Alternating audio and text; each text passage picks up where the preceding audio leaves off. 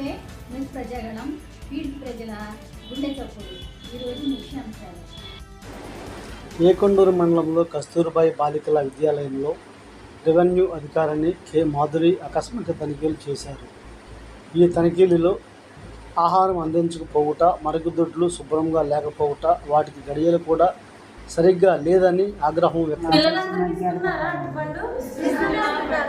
మరి fresh stock ఉండాలి కదా, ఇలా కమిలిపోయి చూడండి ఎలా ఈ పరిస్థితిలో తీసుకోలేము కదా. ఏంటి అట్లీస్ట్ మీరు సెపరేట్ చేయండి. ఇప్పుడు దీన్ని బట్టి అవి తీసేసేయండి. ఇది సెపరేట్ చేయి. ఇప్పుడు కింద ఉన్నాయి కూడా కమిలిపోతాయి.